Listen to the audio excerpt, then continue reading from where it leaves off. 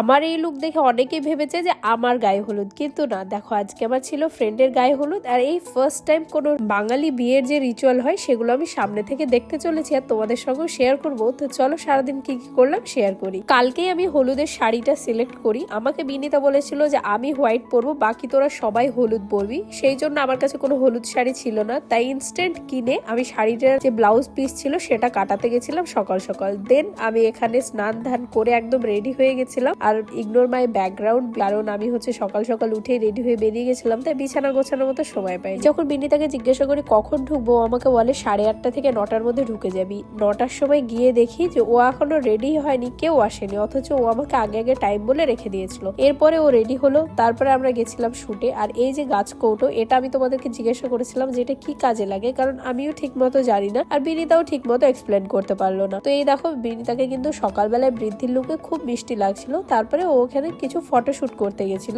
এখানে আমি ফটোশুট করা দেখছিলাম, তারপরে আশপাশটা ঘুরে দেখলাম যে কেমন ছাদনাতলা সাজিয়েছে। সত্যি কথা বলতে ওই যে বললাম যে এই ফার্স্ট টাইম কিন্তু আবার সামনে আমি কোনো বেঙ্গলি বিয়ে দেখবো। তারপরে বিনীতার এখানে শুট হচ্ছিল। আর এখানে এত সুন্দর শুটের পিছনে ক্যামেরাম্যানরা যে কিভাবে থাকে সেটাই আমি তোমাদেরকে দেখাচ্ছিলাম, যে দেখো এরা পুরো জঙ্গলে ঢুকে গেছে, অথচ দেখবে ছবিগুলো খুব সুন্দর এসেছে। আমি তো এনাদেরকে দেখে হাসছিলাম, কিন্তু আলটিমেট ফটোগুলো ভিডিওগুলো বেশ ভালো এসেছে। যখন আসবে আমি ট্যাগ করে দেবো, তোমরা বিনীতার আইডি থেকে কিন্তু চেক করে নিতে পারো ওর ফটোস ভিডিওস গুলো কেমন আসছে। আর এখানে ও শুট করছিল আর আমি এখানে ওর হেল্পিং হ্যান্ড হিসেবে দাঁড়িয়েছিলাম। এখানে ওর গামছা, গাছকৌটো সমস্ত কিছু আমার কাছেই ছিল। বান্ধবীর বিয়েতে বান্ধবীকে এইসব দায়িত্বগুলো নিতে হয়।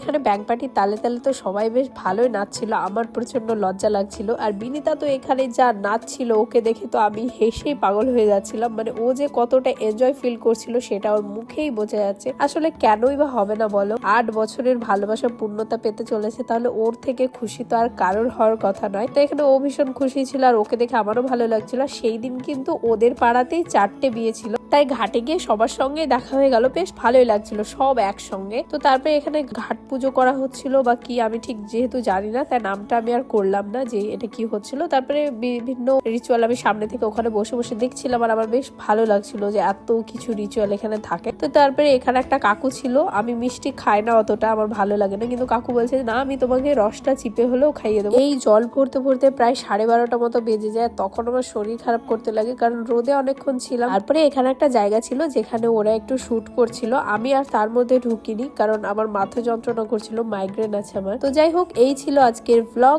বিয়ের ব্লগ। নেক্সট